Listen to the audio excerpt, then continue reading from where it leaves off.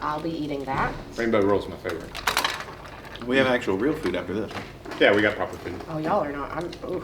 We got. I may never leave. This is really the way to get me to do stuff, you guys. We finally figured it out. I'm not even joking. Like, I mean, there's food involved. next one we're doing with her, we have to shoot it outside on my back porch So I can she can smoke. Yeah.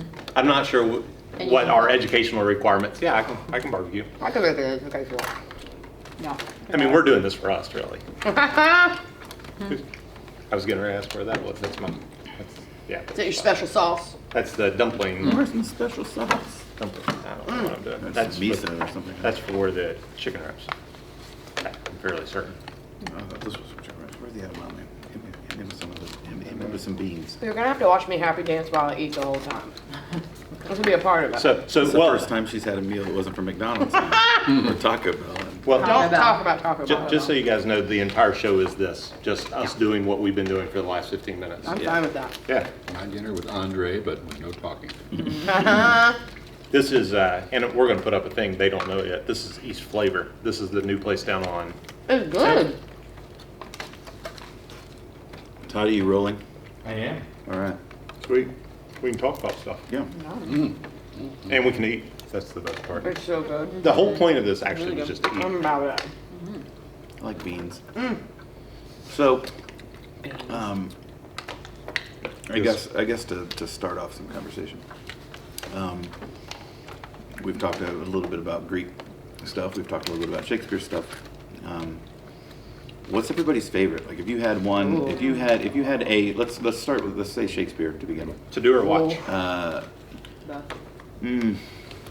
Yeah, I mean, Let's do both, talk about whatever grabs you.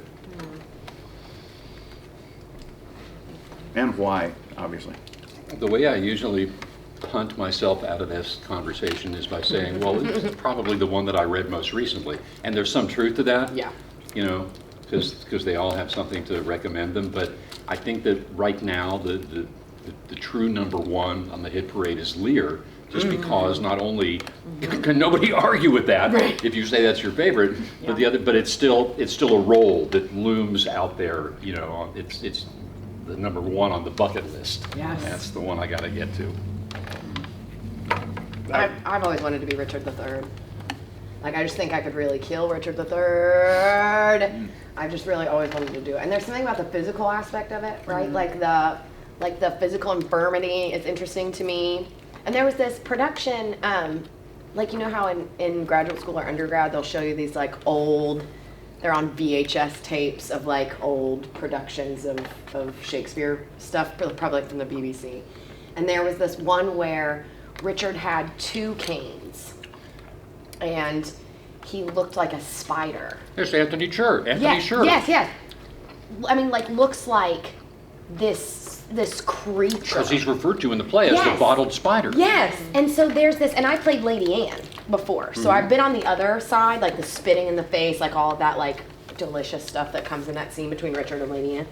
But there's like a physical aspect I'm interested in, and like, I think I'm always kind of attached to the hideousness idea of like how we view beauty and what it means when we make ourselves, for lack of a better term, ugly, right? Like both inside, I mean, because Richard is a physical manifestation of his inner life, right? Like that hunchback and the physical infirmity and the way in which you've seen so often that the character, the actor playing Richard III has like some kind of mouth thing where it's like there's always like he's almost always throwing up. And there's just something gross about it that I'm very attracted to. Have you read Sher's book, The Year of the King? I think I have it. Because he talks, I mean, it's really brilliant. I mean, if you're interested in the actor's process, Yeah. he talks about how he actually investigated whether, for him, Richard was going to be scoliotic Yeah. or kyphotic. No Is it twisted spine or is Yeah. it the hunch? Yeah. I mean, and this guy went so deep. Well, you know, and they found out later that it was a hunch.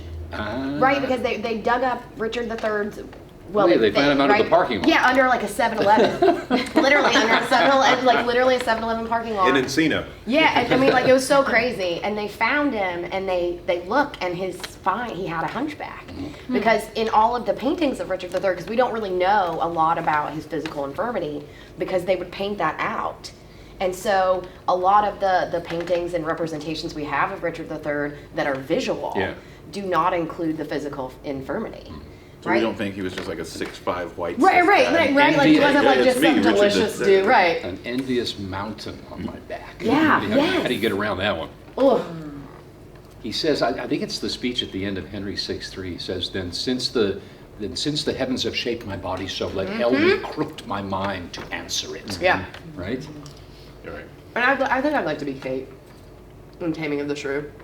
Yeah. I mean, I'd love to be Kate. I mean, I will say, you Yeah. know, I grapple with a lot of and it's so dumb because it's from a contemporary context, right? The grappling of the misogyny Right. within that last. For me, the play is perfect until that last scene.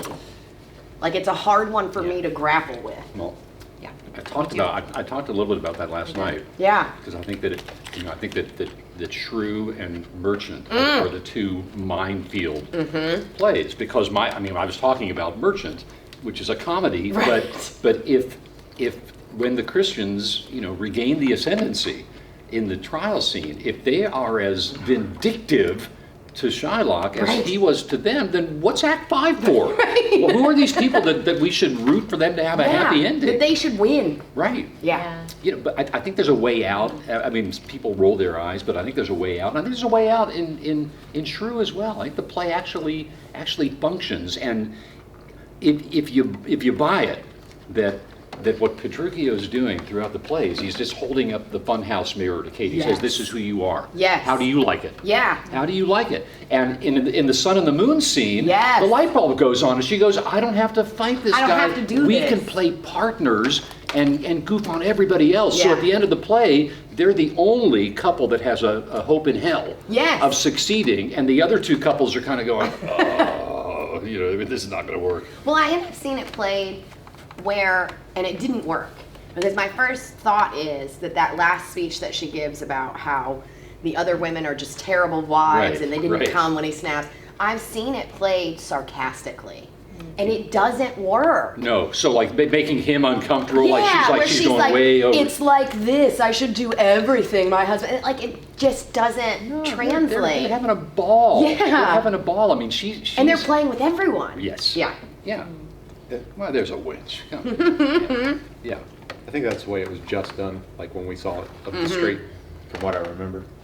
I just don't think it serves the play. Besides that, It and doesn't. modern music. And when people put all that other stuff on it, it's like, well, okay, you just invented a genre of play that Right. I don't believe this guy ever intended. Correct.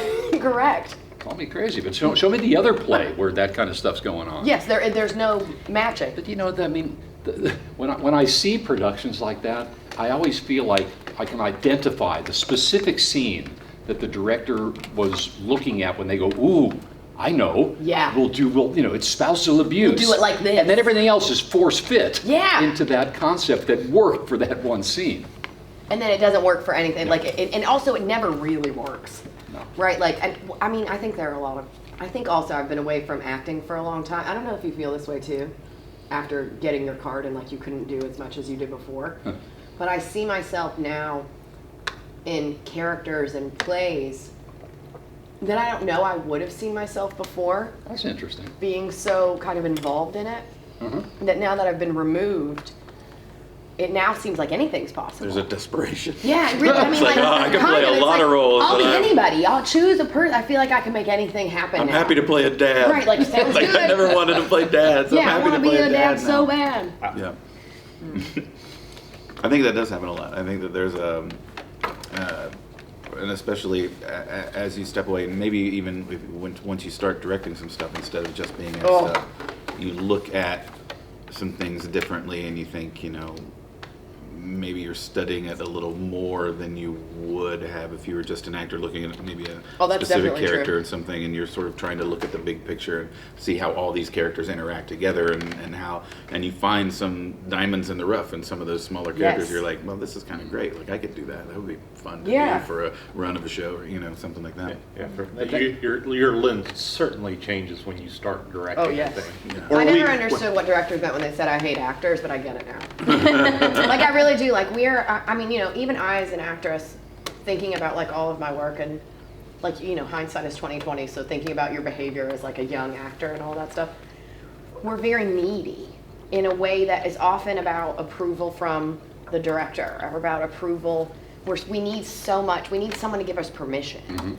And so I think being a director has made me someone who, as an actor, I don't ask for permission as much, or I don't ask for approval as much, because I, as a director, I don't think of it as permission and approval, right? Like, I think of it as a conversation that we're having between us as collaborators, as Sure. actor and director. Please do that. Right, Yeah, that we're and creating something Please do. together. You Please want do the people anything. that are going to Yeah, bring go you ahead. something that you can either love or hate Right. or whatever, as Right, and opposed to it's sort not of having about, to like, drag things make up. me make it interesting for me. It's like it's not about me. Right. Yeah, I don't care for the, what I call the baby bird school of acting, where they're just going to open up their little mouth and wait Yes. for a director to regurgitate a performance into them. Yep. It's like, that's your job. Right. I'm the director. If you ask me directions to the restroom, that doesn't mean take your hand and take unzip you. your guy. That means it's over there, and now you do some of the work. Right, and now it's your part. I saw something you did sort of one time. Do some of that, Yeah. and we'll work from there. Why am I doing it all for you? Well, and I mean, the reason I became a director was, as an actress, I realized how little power I had in the room. Sure. That I had been in so many situations professionally and educationally that I felt like a puppet. Like, I felt very moved about the space, and I felt very kind of stuck within myself, like not wanting to make the wrong decision, because often the wrong decision led to embarrassment to the whole cast, right? Or being made an example of for, some professor who needs their ego fed today. Do you know what I mean? Like, and so then when I decided, I made the decision, like I'm gonna be the person in power. My goal then was to make sure that every actor that was with me didn't have to make the decision I made to become the director to gain that power. That it is a conversation between us. I think that's the evolution more often than not. I mean, when I know that when I was first starting out as a performer, it was all I could do to manage my little piece of the production. But then as you get more and more experience, you start seeing more. And it's like, well, that's a bad decision, So that's the wrong move. And it's like, okay, how do I get to the point where I get to decide what people are doing? Yeah. I want to be responsible for the feel of the whole thing. Yeah. But even worse than that is when you go and see a show and there was no decision made at all, and there is no choice. Like, I love going to a show and then making all the wrong choices, and I'm like, but you made a choice. Right. And we can talk about that, and that's fun. Yeah. Let's do that. At least you attempted something. You did Yes. a thing. Like, I've seen, even stuff as silly as Hairspray. I've seen a thing and I'm like, that didn't really make any sense to me, but you did a thing. Right. Anything. You just weren't standing there reciting lines. Right. And I'm like, that's not what we do. Well, and I'm sure you guys probably find this too. I say to my students all the time, you're a very polite generation. They're very polite. They're very anti-conflict. They're very respectful of authority, which I think are all things that, you hope your children grow up to be, except for if you want creative people, or if you want, right, like if you want people who have an opinion, because I find so often, like, I'll have students who will relate to me an interaction they had with a professor, and my first thought is like, did you not tell that dude what's up? Like, did you not tell him, like, I paid to go here? Do you know what I mean? Like, they don't seem to understand the power in which they hold. Right. And they also don't seem to be able to wield it. Like, once you're like, hey, you have power in this situation, it's now incumbent upon you, if you have power in this situation, to speak up. And I think that translates to their art all the time, because it always starts out very safe, very low risk, and there has to be an urging forward of, like, jump out there, like you're not gonna die. Right. You have to jump into it, and it's not about stopping when it gets hard, it's about driving through those hard moments. And actors need to hear that. Actors need to hear that reinforced early and often. Yes. Because, I'm thinking in particular about, I did a production of Picasso at the La Pana Yes. Deal, and the actor who played Schmendeman, he was effing brilliant. He came to his first rehearsal, and he just killed it. He killed it. And he was one of the younger members of the company. And this director just flayed this guy. Took him down, yeah. He just, as though his perspective was that can't be right because it's the first thing you showed me. Yeah. Right? And he just wrecked this guy's Yep. head. And what he finally came back around to ultimately was something that was very close to his What he was doing first anyway. inspiration. But just to watch that process, Yeah. watching the director, taking away an actor's Yeah. willingness to get out there. Because it feels better to be in power than to be confronted with an 18-year-old who already kind of has the gig. Right. Well, this director was notorious. I mean, I was working with a couple of friends in the show, and we noticed very early on in the rehearsal period that anytime an actor made a suggestion, the first thing out of his mouth was no, comma, Ooh. blah, blah, blah, blah, Yeah, blah. whatever. Blah, blah, blah. But the first thing was the negation, not your idea. That's not my idea. Right. And yours couldn't be right. Or the idea that, like, I must be so much far more educated than you Did you read that you couldn't figure it out. Have you read William Ball's book, A Sense of Direction? Did you, wasn't he the Taming of the Shrew production? That's that right. beautiful production? Yeah, It's like ACT. like the best production of Taming of the Shrew in the world. Mark Singer, was that the actor? Yes, yeah, yes. Yeah. Yeah, but Bill Ball, that book is so great. I revisit it every time I'm about to direct a show because he talks about, Oh, yeah. he says, his prime directive, don't ever win an argument with an actor. Yes. And he also says the first three things that any actor contributes in rehearsal, just say yes. If it's a bad idea, it'll fall away of its own dead weight. But they're testing you. They're testing you to see whether their input is welcome in this environment. Yes. And if you encourage them, the good stuff starts to flow. Well, and also then they feel this kind of freedom that their ideas are worthy. Even if in the beginning they're not fully formed or they they don't might know be what the hell bad. they're talking about. Right, they might not be great. But there is this kind of want or need to be a part of a bigger process rather than, I mean, I can't imagine any actor, that's not true, I know actors like that who want to be puppets. Yes. Right, we all know actors who are like, sure. just tell me where to go, where to stand. Oh, Had that I'm happy to conversation. do that. oh. It drives me crazy, I Drives can't stand me it. crazy. I mean, one of my favorite things to Or say is, naysaying actors, I hate naysaying. my favorite thing to say is, Ugh. okay, play it. Let's see. Yes, show me. I always say show me. Yeah, I love it. Actors. I know. What are you going to give us blocking? You didn't write. I said, I'm giving you room to explore. Isn't Right. that, don't you like Don't that? you want to be a part of that? Did you write down my blocking? No. I do refuse to write down actor blocking.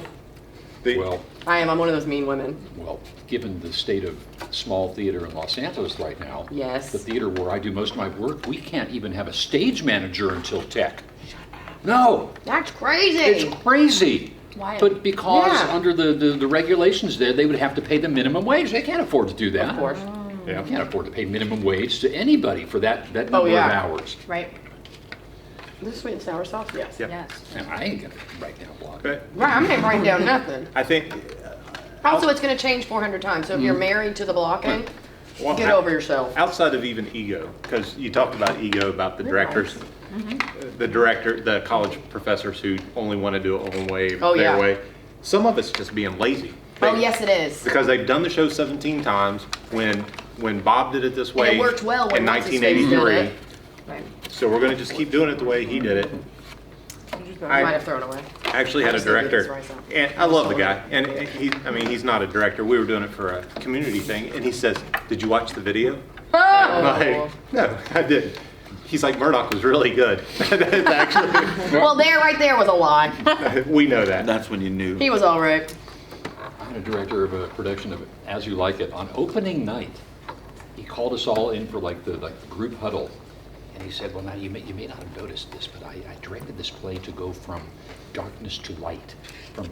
And I'm thinking to myself, why didn't you tell us? We Right, could have that was helped. very helpful. My Now's God. not the time. We did Now's a little late, sir. we did The Boyfriend, the musical. I was talking to Michael Nagley after about second weekend. I said, "You realize the show's a parody, right?" And he's like, "What?" He's like, "What's the word?" Pastiche. Yeah, he kept using the word. The director kept using the word pastiche. Me. And nobody in the cast looked up the word, didn't know what the word pastiche, and didn't look it up. And I said, this is a parody. He goes, oh my God. He goes, the show makes so much more sense.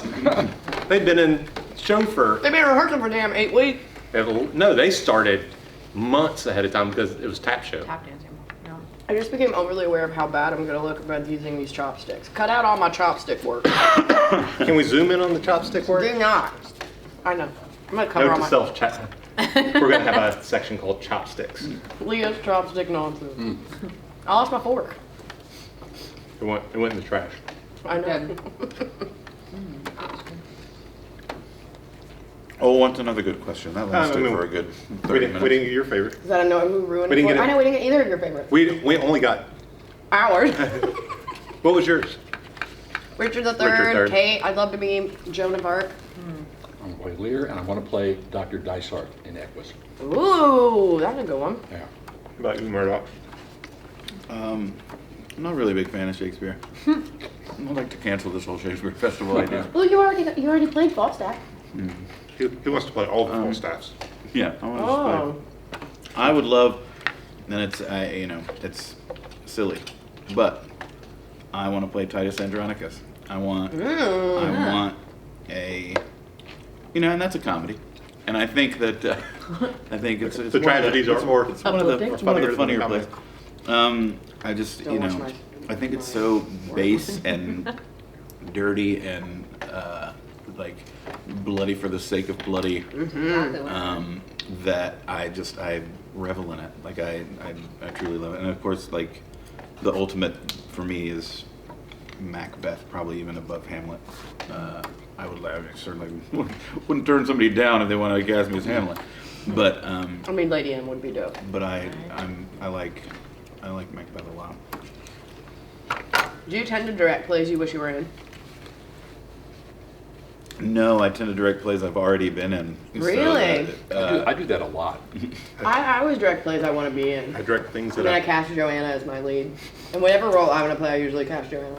I direct things that I've never seen. Ooh, that's smart. Every show I've ever done, I've never seen it That's interesting.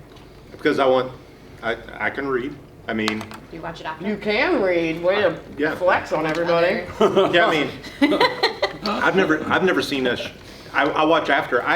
In all the shows that I've been in, I had never seen a show that I was in prior to being in the show. Well, that's kind of a cool perspective, though. Yeah, well, because I came in new. I've only been doing this since mid 2000. Yeah. Like 2007 was my first big time show. Yeah. And I was playing Cornelius Hackle, and one of the guys in the cast comes up and he goes, "Have you seen the Barbra Streisand version with Michael Crawford?" And I said, "No." And he goes, "Good, don't watch that." And I was like, "Okay." And I was just like, it never had even occurred to me to watch Right. a production of the show because why? If I know I'm going to direct something, I typically don't watch it because I'm very influenced. Do you know what I mean? Like if I watch it, I'll find these pieces that I've just blatantly stolen, but like somehow my brain's like, you did this, you Yeah. made this. Yeah, yeah. 'Cause I mean, You're so smart. well, everything now I steal from every show I see, as Oh, everybody I'm a does. thief. The Newsies and Matilda were both in Crazy for You. I built the moving stage that they had in Newsies Right. for my orchestra, and I took the dummy from Matilda that falls from the ceiling and put it in the fight scene. No, And- that's interesting. yeah. I mean, I can assimilate from anything. Right. I mean, and it doesn't even have to be a matching show. It can be whatever. Like, but why? Yeah. What I don't get, and I never want to see ever again, Oh. is why on earth anybody has to copy Judy Garland when they do Wizard of Oz. I think that's a fair statement, but Everybody I will wants that say Dorothy voice. that's one part of it. But the other part is if you're doing the Wizard of Oz, it's a rude thing to say. If you're doing the Wizard of Oz, you know it's a cash cow. Sure. Like no one does the Wizard of Oz because they're like so inspired by the Wizard of Oz. Do you know what I mean? Like it's the same thing with like any of those kinds of perfect musicals that would, like if you do Annie, everybody knows if you do Annie, and it doesn't matter if it is the worst production of Annie that's ever existed, you're going to sell out every single production. I mean, that's just true. Yeah. And so there is an aspect of like, do the movie. If you do the movie, people will come and they'll say, I liked it because they did the movie. Right. But As why- opposed to like doing something cool or weird. But in the argument, I'm also obsessed with Judy Garland. I could But can I just stay at home and watch the movie and not have to pay for it again? No, I think Pay it's- $30 to go see I that. think the experience is the reason why people go to see kind of plays like that, especially with little kiddos. Like I know Sure. that like parents want, they'll say like, hey, you know, I watched The Wizard of Oz. Well, we're gonna go see it in real life, Yeah. and like there's that kind of aspect to it that I think is what really keeps a lot of our stuff alive. This idea that I mean, you know, all of these adaptations of B movies who have now made their way into like crap Broadway musicals. Beetlejuice. Right, Beetlejuice the musical. I mean, like, I love Beetlejuice. I love Heathers. The Wedding Singer, the Mean Girl. musical, Mean Girl. I mean, you know, they stack on top of each other. Bring It On. But it's the way that the theater is making any money right Yeah. now. As gross as I think it is, you know, somebody has to worry about Broadway. Not me, I have to say. I'll tell you all about how I think we should stop talking about. I have no idea why we even consider what Broadway does. Have you ever watched the in Tonys? community and educational theater? No. I've never watched the Tonys. I've watched. Wow, that's not true. I definitely watch all the time The Lion King when the Lion King performed at the Tonys. It's what I show in class whenever we start talking about like Bunraku and puppetry and stuff, and I cry every time. Oh, it was Like gorgeous. that very first, that guy just like screaming in a beautiful, perfect tone, and the sun coming up, and I'm like, I wish it is the circle of life. That's Julie Taymor. Oh yeah. Yeah. But did you see But her she didn't Titus? have all hits. Remember Spider-Man Turn the Door? Oops. But you, Sorry, girl. Her Titus was good. There you go, baby. You know, I mean, I'm a fan. Anthony Hopkins paint a little blue on your face and go kill some I'm gonna eat some of guys this. that killed your daughter. Well, you killed your daughter. That really messed up your daughter. You're gonna be a great parent. Make no mistake, who kills his daughter is him. It's not. I have got to keep my chopsticks low. Note to self: a lot of chopsticks. What about you, Nora? You've been awfully Me? quiet. Yeah, what about me?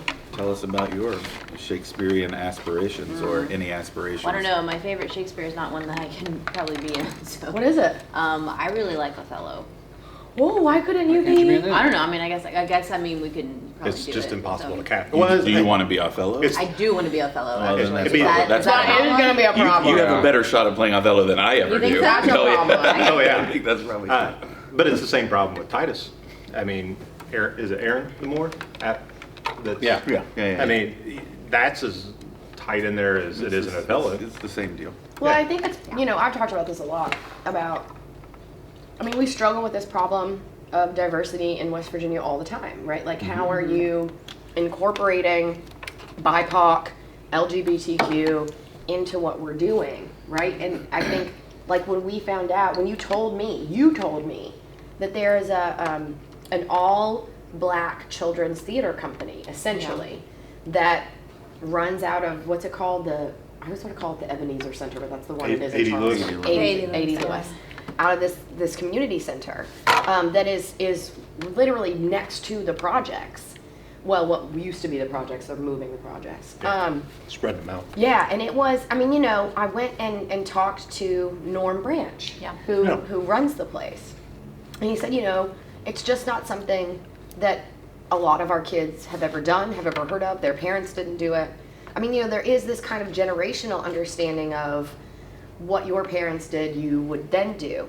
But for someone like me, and I would be willing to bet for someone like Mike, my parents never did theater. I mean, and my parents were the kind of artists that the entire community is built on, right? Like people with normal jobs who still Well, it's participate in the arts. It's that elitism that you were kind of Oh, talking yeah, oh my about God. in your workshop. That the theater has this Yes. aura about it that it's unattainable. You know, that you have to pass this threshold, Yeah. even to just attend or enjoy. Yeah. You know, and you know, certainly socioeconomic status just prevents that. Right. In a lot of areas, especially specifically in our area. Yeah. Right. And like, how do we develop, you know, the other part is it is incumbent upon us that are the leaders, right?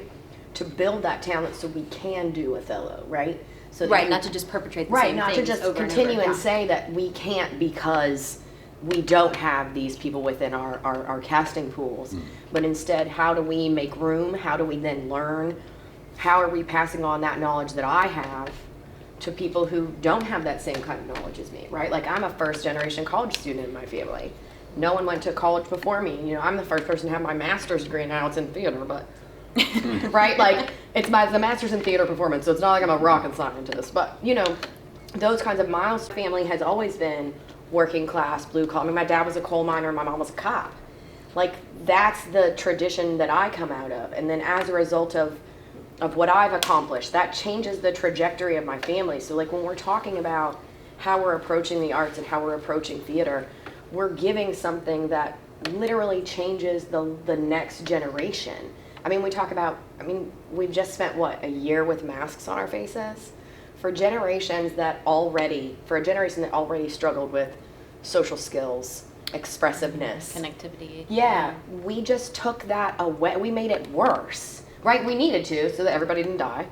But these kinds of skills, right, that you learn in the theater, they're applicable to everyone, but they're most applicable, I think, to people who are on lower ends of income, who live in very socioeconomically depressing places. I mean, you want to talk about some of those places in the hollers in Boone County, Mingo, McDowell.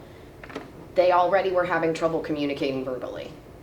I think theater solves that, right? Well, and then on the flip side of that, and we've talked about this a lot Yeah. too, is not this coming in and being, I don't know, not offensive way to say it, but being we're here with our gifts. Right, take To them as offer you will. You're welcome. We're the Redeemer. I mean, We are here for you. It's not like for us, those it's the people- white savior complex. Oh, yeah, I mean, yeah, yeah. you That's what I was know, avoiding saying, Yeah, but well, thank you. I mean, that's it. That's exactly what I was saying. But it's, you know, and so what are we trying to do there? What you're saying is that theater is a communal experience, Yes. right? And there's a skill involved in bringing that, right? And there are some barriers involved, but it's not like these communities don't have Oh, they already their exist. communal experiences. Yes. It's not like they don't have their shared stories, Yes. right? Like we're getting ready to start another project, Yeah. you know, about shared Appalachian stories, Yes. right? So it's not like the things aren't already there. It's not like the pieces aren't already there. What you have that, I mean, I don't have, but what some of you have is specific training, Right. Right, a skill set that you have been taught how to do. You paid money. You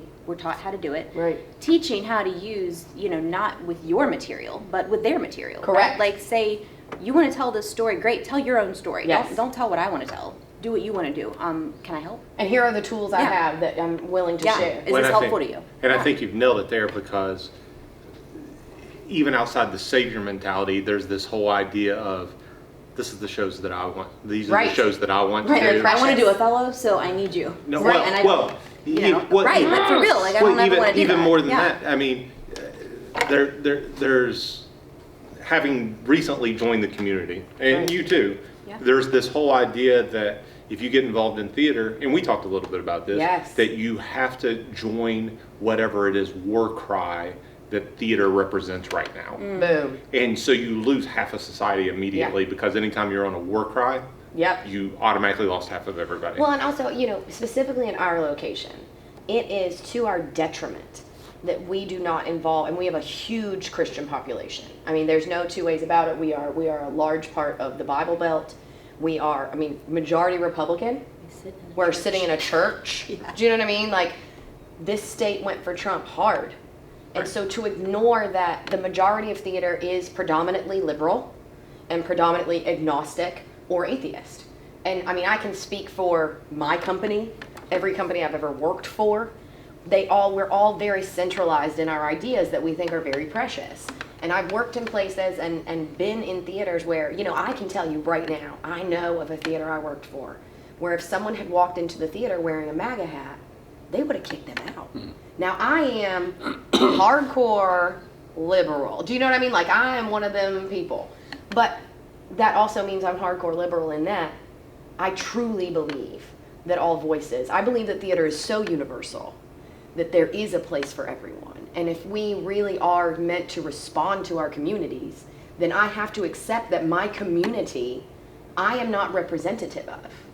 And I mean, I'm not. I mean, I do Or not. that you're just one voice. Right, You're not right. the only voice. And I mean, I may be the loudest voice in the room. But even outside of that, and this is the funny thing that everybody dances all the way around, even though our voices are different, we have shared experiences. Yes. Those still exist. Exactly. Yes. Exactly. Like, and everybody here, when you were going through college, you had to worry about whether you had enough money to tip when you went out to eat with your friends. Word. When you went to the Pizza Hut after a game or something. And We all went through that, and that's a silly one, but it's a thing that we all But did. there are like universal struggles that exist yeah. across and, all people. And again, like you were saying, Well, in what your does struggle workshop, mean? But taking these not high stakes Yes. experiences, right, and playing them out in a fictional way. Yes. It's a way to deal with some of these things, even some of the heavier things too, in a way that's a little bit removed. Well, right? we're the least empathetic as a human race as we've ever been in our history. I mean, that recorded that we can tell, right? Like we are distinctly less empathetic than at least the generation that follows us, Gen Z, are less empathetic than my generation, are less empathetic than Gen X. That each generation we're losing empathy and we're losing the ability to see someone else's struggle despite having had that struggle. That instead it has to be about, and as cliche as it sounds, right? I mean, social media has done us no favors. We are not having conversation. I mean, you could not fit anything that any of us have said into a 140 character tweet, right? Like, Right. this doesn't exist. It's this false sense of discussion that exists online, and then there are also like no consequences for that discussion, right? Because some of these things, like somebody say that to me in the And street, it's zero entry. you better kill Literally me. anyone, everyone's on the same level. Yeah. I used to say, I get the same byline as someone fully qualified. I could go and make a comment Sure. about brain surgery, and it doesn't say Stephen Vance, not brain surgeon. Not brain surgeon. Right. But a brain surgeon has the exact same byline I Right. have. Right. When we talked about this yesterday, a little bit with Macbeth, There's got to be an end date to this sushi that I'm coming. well, in Macbeth, people villainize Macbeth immediately, or they try to make him controlled by the witches instead of realizing this is a human who has been presented Yeah. a kingship Right. and a wife who's been presented a queenship or control of or whatever. But we And in play. the face of power, this is what could happen. But we don't even have that conversation. We have, he's being controlled by witches. Or we have, the villain is a villain. Watch him murder all of the Right. people. We don't have the other conversations. Yeah, and that's why I've always thought it was important too to Macbeth is sort of a perfect example. Macbeth is the hero of Macbeth's story. Villains notoriously, just like especially in comic books and in everything else, Yes. they think they're the good guy. Yes. They have to. Or a hyper rationality is what makes a sociopath. Right. Well, they do, they do what makes sense to them, Yeah. what makes Right. their world work. But, Macbeth, as you say, he is a hero. Yeah. He is a hero. I mean, the great failing of the play is to enter Macbeth as the guy who's predisposed to, murder half the world to become king. He's not.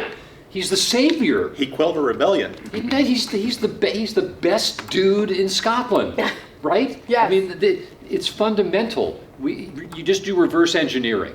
You figure out where does this guy end? Now, Yes. how far away can I start? Yes. That's what audiences want to see. They want to see the Yeah. big arc and the big fall. It's very Oh, much you like see, Crayon he's- and Well, and it's like Antigone. that technical stuff I was talking about, right? Like you have to do the homework, and like if you really take that arc idea, right? Like do it. Make the arc. What is the climax of this? What is your resolution? And how do you build character from one moment to the other using your tactics, your intentions, and all those things so that we really are creating something that changes and morphs over time. Well, I was talking about Shakespearean comedy yesterday, Yeah. and I was I getting ready just to I say, so they're in can't comedy all over cannot comedy. take Yeah. productions of Shakespearean comedies where they try to make everything funny. It's like Act Yes. One's not funny, and if you think that you are arriving at harmony and resolution in Act 5, well, then you have to have fracturing Yeah. and disunity at the beginning. Don't be afraid to let that play. Yeah. The funny stuff will happen. Yeah. But directors don't trust it. They don't trust the audience to sit through 10 minutes of setup Yes. for the first laugh. Which is always the big payoff. Like if you can hold it down for the setup, you get a bigger payoff from the laugh Yeah. because you've put all the steps in. Just Well- let the play have stakes. I Right. mean, I was touching on a number of different plays yesterday, and it was like, yeah, and then and then she's going to be put to death, and he's going to have her put to death, and she's banished under penalty of death. These are comedies, but that's where they start. Yeah. I mean, there has to be something that brings the human element in. And if you're just watching a clown for 2 hours, you're watching a circus or whatever. I mean, and you guys are talking about all the highbrow things. We did an old Coward show, and it's a bunch of ridiculous people doing ridiculous things. But if you just play them as a parody of human beings, No. they don't play at all. No, the earnestness is where the comedy. Yes. I mean, in our production, there wasn't for a second that you didn't believe that they were convinced that this was perfectly normal. That absolutely 100% everything I'm doing is just how the world works. Yeah. And I think that's the stuff that everybody thinks their family's weird. Like, Sure. everybody does. Why do we have to act like it's something different? I mean, I think my family's weird. I love my family. They're a bunch of weirdos. Murdoch doesn't love his family, but Let's put that on tape. it's there. Say again. Tom and Barb. Murdoch doesn't love you. Todd knows my family. He knows better. But it's there everywhere, and we've gotten away from that honesty. That workshop was one of my favorite things, or the lecture, because we have those conversations. We sit and talk about those things, and I think people are so much looking for how the joke lands that they forget to sit down and do the work, and the work is reading a script. Well, and if it's funny, it's funny. Yeah. Like, you shouldn't That's have to right. do, like, funny people are funny. They don't try to be funny, they just happen to be funny. That's right. God help us. There's nothing more pathetic in all the world than actors whoring for laughs. I can't. Oh my God. Like please laugh at me. Look at me being Tell us about the funny. complete works Now of I do it for Shakespeare. about an hour and a half. If you haven't I thought you seen, were doing it right now. Put them, see, natural. But that's what happens when you try to make funny out of the stuff that wasn't intended to be. The force fit is very evident, and you might get a cheap chuckle Right. out of a Can't couple of stand people, it. but you get no payoff. Yeah. You know, like I was giving an example of I saw a production of Midsummer where Theseus was made out to be an absolute boob at the beginning of the play. And I said, this is the guy who's going to say, the Yeah. lunatic, the lover, and the poet are of imagination all compact. You can't have it both ways. I listened in on the thing yesterday, so as soon as he said that, I was Yeah. like, you said that yesterday. I just want you to know I'm participating. You can't have it both ways. You know, and why would you want to undermine the ruling authority in the greatest civilization show. known to man? Right. Right. He needs Yeah. to stand for something. He needs to mean something. You know, he's got his issues as well. But when we get to the first scene between Oberon and Titania, Yeah. all is explained. Because now we know that for as long as they're warring, the humans have no shot. Yeah. Everything's going to be messed up. And by the way, that scene's not funny either. The story that Titania tells about the the votress of Right. and the Indian boy. Yeah. That should rip people's hearts Yes, out. it's not, it shouldn't be like, ha ha ha ha, bad guy. Yeah. well, the I'm thing gonna laugh is, like that from now on. I thought that was their natural level. when you're picking a show, Shut up, Mike. and I know that you guys read scripts from time to time. When you're picking a show, how many scripts do you read? I would say, before landing on Hay Fever, and Hay Fever was a thing I looked at 12 years ago. Before landing on Hay Fever, I read 30 scripts this summer Yeah. after having read 100 the last Yeah. 3 years or whatever. And you pick something with decent writing. Like how, I mean, it's Yeah. hard to find something with decent writing, but then you have to trust the writing that you picked. Yes. Yeah. I mean, I think we give Shakespeare carte blanche for the most part, except for, what is it, the bad plays. The Apocrypha. The biographer. You guys. But either you trust the writing or you don't trust the writing. There were so many times during Hay Fever we just looked at each other and said, that's really clever. Yeah. Like, Yeah. there were jokes that we didn't even realize in the writing, and then the audience starts chuckling as it's coming before we did. Yeah. Because Yeah. we lived in a Yeah. 90-degree house for 3 days. You didn't have air conditioning? Nope. No, what, Didn't even you have know about bathrooms. this? No, I quit. Day one, I'm out. We got We were Blu-rays literally- coming on we were- Thursday. We were literally shuttling I'm people out. back over here so they could go to the bathroom, change Oh, clothes, 3 do what they days. needed to do. 14, 16 hours. Before Todd loses battery, Wild. we need to.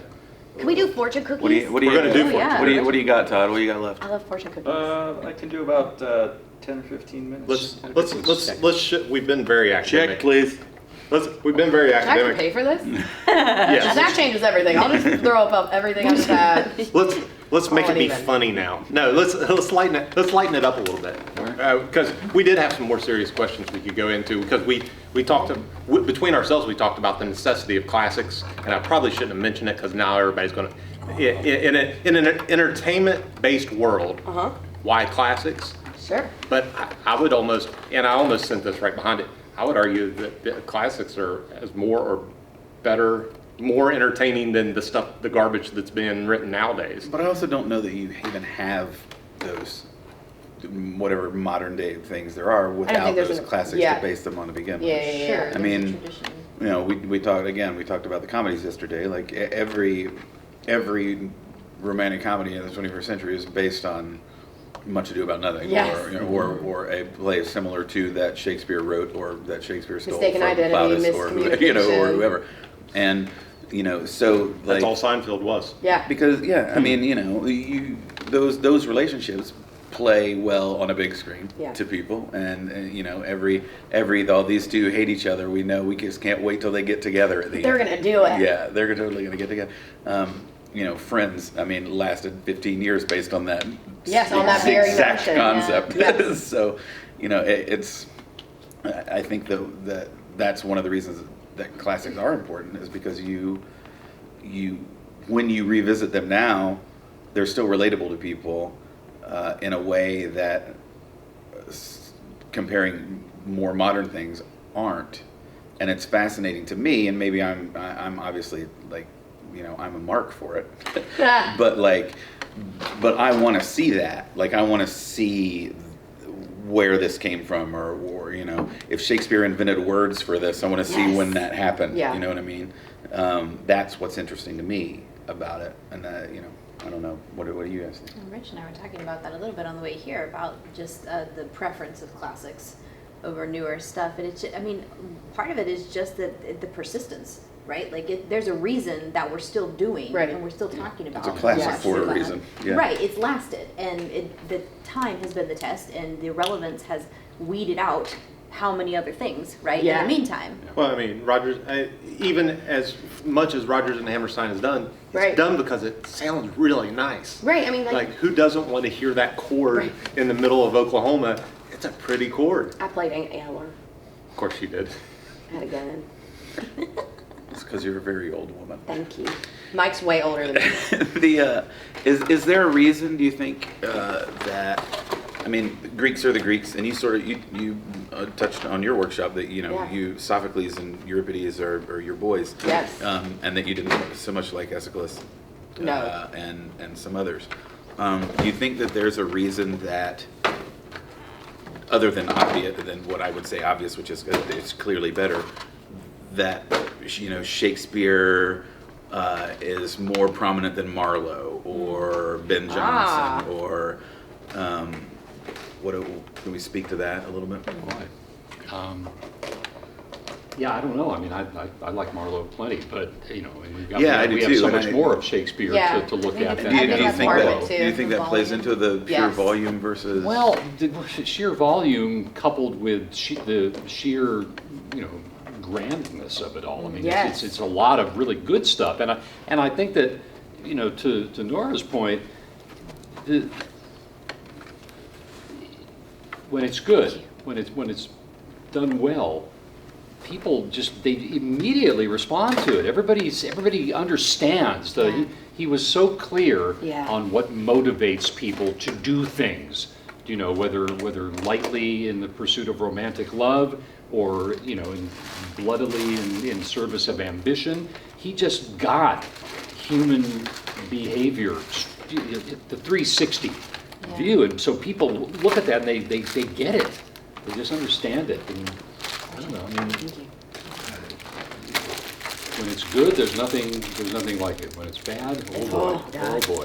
Well, and also there's like a cultural and societal aspect of Shakespeare that I think Marlowe is missing. You know, Elizabeth I changes the political landscape from her sister, Mary I, right? I mean, when we're talking about that change over in the Tudor dynasty from Mary I to Elizabeth I, we're talking about coming out of like a remarkably strict Catholic tradition that did not allow for theater outside of Oxford and outside of religious retellings, right? And then Elizabeth comes in and goes back to Protestant reforms that existed because of her father. So now we have everything kind of opens up when Elizabeth becomes queen. I mean, she starts changing the way in which theaters are operating. They become public houses that have a royal connection, right? They have all of these. I mean, Elizabeth publicly attends the theater. She has royal courts. I mean, the story goes that Falstaff, the whole reason for the Merry Wives of Windsor, is a play about Falstaff, which theoretically Elizabeth I asked for. That's the fun little story that goes with it anyway. And then, Shakespeare chose to write the play that the Queen asked for in prose, right? Like there's this understanding that the landscape changes when Elizabeth becomes queen. And of course, that's how we get Elizabeth in England, and she's largely responsible for the Renaissance. I mean, Shakespeare was such an important part of the contemporary landscape. It wasn't until after he died that we found out about all of his work. He was popular in his time, and I think that, and more so than Marlowe, and certainly wasn't kicking out the number or volume of plays, and certainly wasn't treating female characters as kind of complexly as I think Shakespeare did, because they just didn't. I mean, women characters of that kind of caliber just did not exist until you see Shakespeare's work. And even that, there are a few female characters. I mean, if you think about the great canon of Shakespeare's work, there are very few female characters, and we know that women weren't allowed on stage officially until what? Not 1599. It would have been earlier than that, or it might have been later than that. Either way, It was new. It was new either way. It was not accepted. So Shakespeare probably had to do it as a matter of practicality. Like, you can't put a bunch of women in this play. Right. I'm gonna have to have these teenage boys play it. It's an interesting way to think about like why certain ones survived and ones didn't. I would go to Euripides and Sophocles. It's as a result of, I mean, we don't even know. There are playwrights we don't even know about. There were 10,000 other playwrights. Right, there are It's playwrights their we stuff's don't gone. even. They right, won. we'll They never won even the- know who They were like are. the good playwrights. Right, they were amazing, and we'll never even know who they are. And all They're people. Neil Simon. Right. But like Euripides is like my boyfriend. But what if I had like there's a better man for me somewhere in ancient Greece that I'll never meet. Nah, man, they weeded them out for you. All right, So, we got fortune cookies, and are we just reading our fortune? All right, yeah, we got to read our fortune. you will do well to expand your business. What's your business? I don't know. Oh, None of Your yours. business. I have to expand it to find out. Go ahead. True knowledge exists in knowing that you know nothing. that's the Oh, truth. they got me. Oh boy. This is the story of my life. You'll never know what you can do until you try. Thank you. Pavilion fortune cookie. That's not a fortune. That's just What do you got? Have you ever considered trying? No. Mine says, want another fortune? Although I'm going to play these numbers in Good. Powerball. No, please. All right, this is actually apropos of our conversation. A good book is the best of friends, the same today and forever. Oh. Aww. Nice, nice. I'm reading Twilight Still right now. not So fortune. I'm reading the I'm Twilight. just making, from I'm Edward. just making an adaptation of Twilight. Is it going to stand up? Is it going to make it?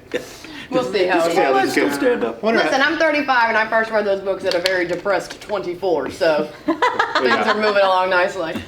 The essential conditions of everything you do must be choice, love, and passion. Jesus, Wow. you got a good one.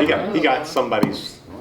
There's Somebody the one. tried on yours. There's one guy. They told me to try. There's one guy writing fortune cookies. They're in there typing them in, and one guy's like, "I've got one.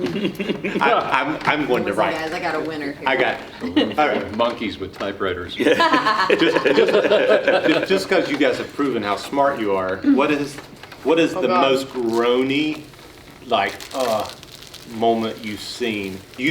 Oh, a lot. God. I pick one. We're gonna run Todd's batteries down or cards down. What is the groan? And you can say the one that I was in if you want. But what is the most cringe-worthy scene or thing that you saw happen, other than the thief? Okay. God, I can't remember what play it was, but it was maybe it was a restoration comedy that Oh, I no. saw at the Milwaukee Rep, and an actor by the, well, I shouldn't say his name. An actor who shall remain nameless made a decision that his character had like a bad complexion, and part of his stage business was he was like actually like, you know, squeezing. Gross with ghosts. I mean, it was totally gross. You know, I mean, and it was in the And it midst, took you out of the play. in the midst of otherwise comedic monologues, and you know, and I've seen this actor do wonderful things, and you know, again, he did a thing. Yeah, He did a he made a thing. choice. Hey, you did something. But by gosh, wasn't working for me. I stole it immediately. I mean, if it's The next 3 plays I did, I was that- covered in acting. mine is the one I was in. I mean, we did Romeo and Juliet. Aw, man, that's mine. I That's took what I was yours, gonna say. and the opening number was "Love Is a Battlefield" Yeah. in Renaissance costume. No, what was the one though when they Wow. were dying? As I lay me down this Shut the ass I lay. I think Shut so. up. Juliet's that was saying as Juliet's taking the it. potion. As she was They- taking the poison. They yeah. also, they got the potion from the Love potion number apothecary. It was 9. love potion number 9. Yeah, I can't with y'all. I Who was can't it do that this. sang Love Stinks. Mercutio? Did he sing Love probably. Stinks? Benvolio and all that. What Okay. is Love Stinks. happening? It's our good friend, which will remain nameless. We have The friends? Her, There's a lot of- her there's a lot of husband thought it was a We're good. not even friends. Her husband thought it was a good idea, Oh no. and she did it in the outdoor theater. Oh no. All right, Because Murdoch. it's Shakespeare and you can. I talked to Rich about this already, I think, but I saw a production of Sleuth. One That's all you time, had to I say. know this one. where the younger character had a water contraption on because at some point in the play they were supposed to be scared so badly that they wet themselves, and that contraption Stop it. went off 25 minutes before it was supposed to go off, give or take. You know the people. And We'll tell you off camera who are. and these people shall remain nameless. And so, you know, God love him. Like he just kept on Just keeping was on, doing it, and making was it just- happen. And the bad thing was the contraption really worked. Oh my god. Like it looked like it wasn't accidental. Like somebody squirted a water bottle and stuff was shooting out. Like it did exactly slowly what it was supposed What to a do. nightmare. It And I worked was just perfectly, like- just 30 minutes early. Stop that. It was brutal. I Then he had to finish the rest of the play like that. I don't know that I can think of. I can think of ones that were like cringe, but the worst was a play I was in, where a very vital character, it was a murder mystery, a very vital character was supposed to open this door and explain this like whole section of the play that had to do with like the shooting of this gun and like who was the real murderer, and the guy just never shows up. And so, I mean, there's this line that's like, come in, what's your name? Like, whatever the character's name is. And so it's like, it's Nick Reynolds who's yelling it. Nick Reynolds is in this play, Linda Reynolds' son. And he's going, come in. Oh no. Your name, whatever the character's name was. And he just doesn't come in. And Nick turns around and looks at me. And I think like Travis Caffrey, another guy, was in the show. And we all look at each other and we just start like, inventing a way out of it. Oh, and it's horrible. It makes zero sense. Like how we ended up to the conclusion, no, there's no way anyone could have figured that out. Like it didn't make sense. We blamed the murder on like 5 other people, and then like randomly other actors would be like, we'll help them, and just came in and made it so much worse. So they would come in and be like, here's that gun you were discussing. And then like another one person would be like, it's a knife now, and like it was a knife. Oh no! It never, Its noise is off. literally. And so then at the end of the play, we go to bow, and the kid who missed his entrance has woken up. He was asleep. He came out for his curtain call. Woken up, comes out for curtain call, and I swear to God, it was everybody bowing, just like looking at this kid. Like I don't think I looked at the audience once. I just like dead stared at him. And like when we went back there, I was like, I'm gonna see you. Don't let me see you in the parking lot. I'm gonna kick your ass before you get in that car. It was cringeworthy for me. We lost a life, so we're basically done. But we were doing, and then there were none, and it was the famous. I was going to tell that story too. I'm that, glad you were. the Mack brothers. You were in it. Were all there. I died in Act 2 somewhere. I Yeah. don't remember when I died. They start playing with the gun off stage. Just Idiots. playing with during the show. It goes off. Guess how many bullets they put in the gun? How many One. blanks? Yep. Shut your face. Guess, Shut your face. guess what happens? He goes. Device, not for me. He built a device that was CO2 powered that up. actually went. And Chad Pritchard was the one who was wearing this thing, and I looked at it in rehearsal. It was hilarious, but when it went down, it was just too noisy. Yeah. Oh So we ultimately choice. went for like belted things that's with like cool. oh, it was awesome. I mean, it was genius props no. That's making. me. But I ultimately could not go. I love a with it. good props mistress or master. Oh, yeah, They yeah, like yeah. kick it out. Oh yeah. So give us another No, one. I don't. I really don't have any more. I take mine back then. No, okay. No, Yeah, thank you all so mine's much for RJ having us sure. though. I ate too much Chinese food, I can tell you that. You'll be I ate hungry far again. more than I needed to. And I'm serious about that chopstick work. Todd gets to eat everything Cut that's all the left. chopstick stuff out. There's a lot of food left, Todd. You can Look, take- he's like, I just watched y'all eat this stuff for a damn hour. I'm not. We got a lot of rice left. What? Everybody gets rice, guys. Was thanks, this what you were thanks thinking for doing. about? Yeah, Was this is this- exactly this is it. I thought this was fun. Yeah, that was great. That was cool. I mean, just the idea of just sitting Hopefully we'll invite you around back. talking about what we do. You Please know? invite me